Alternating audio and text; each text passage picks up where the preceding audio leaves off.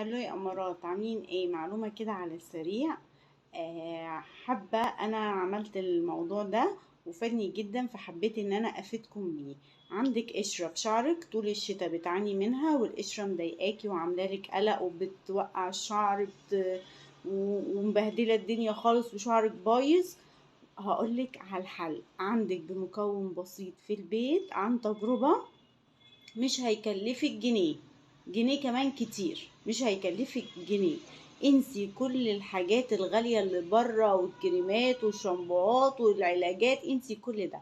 هقولك انا جبتلك الحل اهو. ايوه هو ده الحل. نص ليمونة. نص ليمونة هتعملي بيها شعرك، فروة راسك، تقعدي بيها كده نص ساعة وتاخدي الشاور بتاعك وتغسلي شعرك بأي نوع شامبو انت عايزاه. تكرري الموضوع ده مرتين في الأسبوع. أولا هيساعد على إنبات البيبي هير.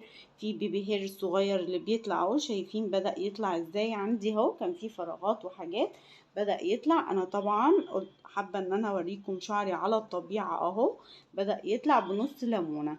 أولا بيخلي فروة الشعر قشطة فظيعة. بيعمل الدورة الدموية، ده فيتامين سي. وبصوا بيعمل حاجات فظيعة جدا، بيقضي على القشرة تماما.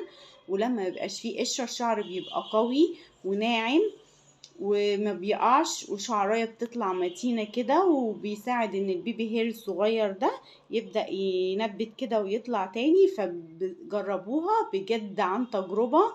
انا ما بقولش اي حاجة الا لما اكون مجرباها. اكيد هيعجبكم، وجربوها وقولوا لي ايه رأيكم في الكومنتات. وانتظروني في فيديو جديد. باي باي.